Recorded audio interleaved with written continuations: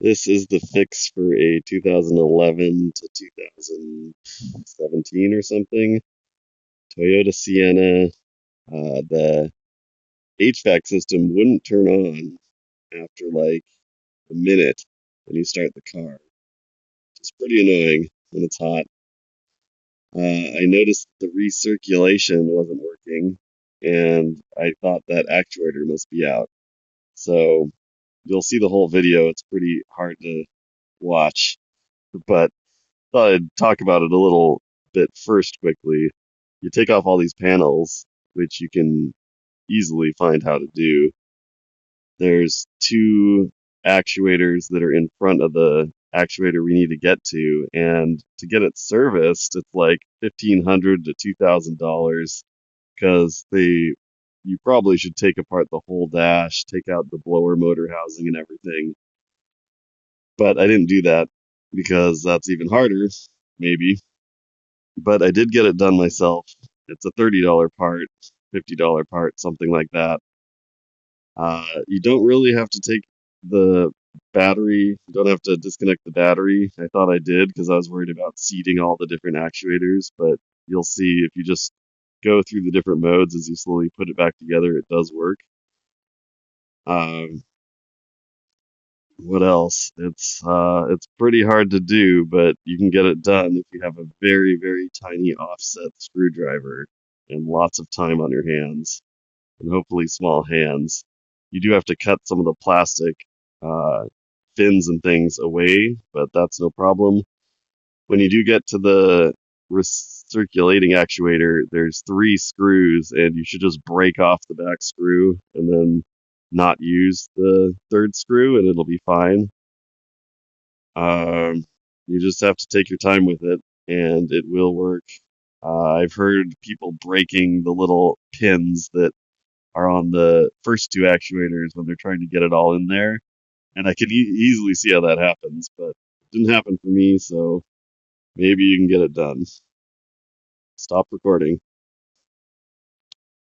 I have a 2013 Toyota Sienna, and the recirculation vent doesn't flap, stuck, and it's way back in here, and I haven't seen any videos of how to get back there, so I'm going to try to take these ones off to get to the one way back there. Stop recording. So it took a while for it to turn on. It takes like a minute for the AC to want to turn on or do anything. And the one thing I noticed is that when I press recirculate, nothing happens. You're supposed to see that white part fold over and cover the cabin air filter.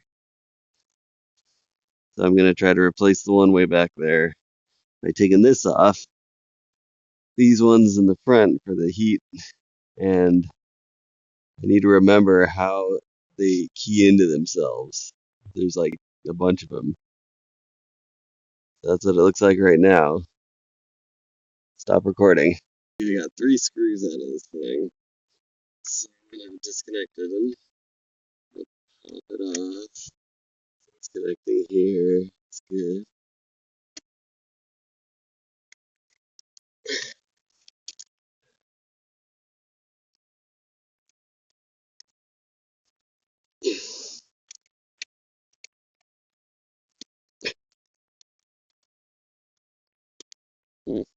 Got the silver flash on. Flash on.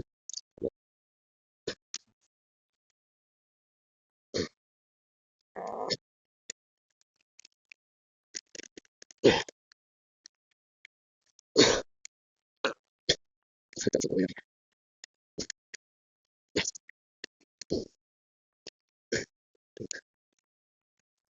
Stop recording. Really hard to disconnect that thing in there. I haven't done it yet. So I'm gonna plug it in. The new one is just hanging here. We're gonna see if plugging in the car will start faster.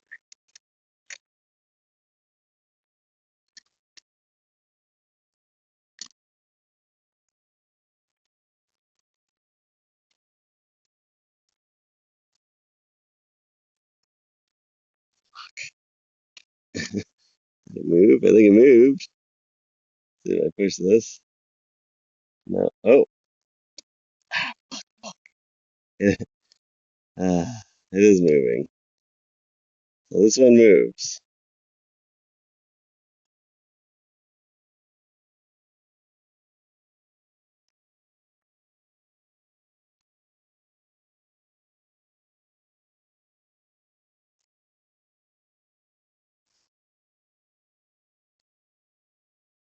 I really hope I didn't fuck this up.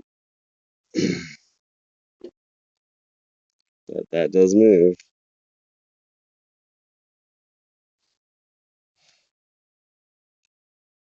It is. Push the button, recirculate.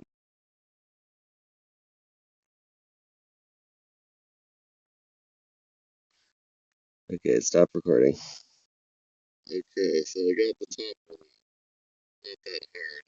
Rid of this tool. It's smaller than any of the actual offset screwdrivers you can buy. And I'm going for the second one, the bottom one. Zoom level 3. Let's see. So you can see right here. No, it's impossible to see. That screw is backed out a lot. I'm going in with this, getting it, and trying to screw it. It's not a ratchety thing, so it's taking forever. And I dropped one back there and 3D printed another. And eventually we'll get it. I also cut a fin of plastic back in there. Back there you can see there's a fin in the back, and the front one I cut destroyed. Right in the center, right there. So that I could just get the bit in there. It's really tight. But I'm gonna unscrew this and get it out. Zoom level 1. Hopefully I'll be able to get all of it back in. Oh, it's clockwork. Stop recording. Okay, I was able to get the second screw off there. I thought I was done. But it turns out there's another screw way in the back. So I don't know how I'm gonna get to that one. Stop recording.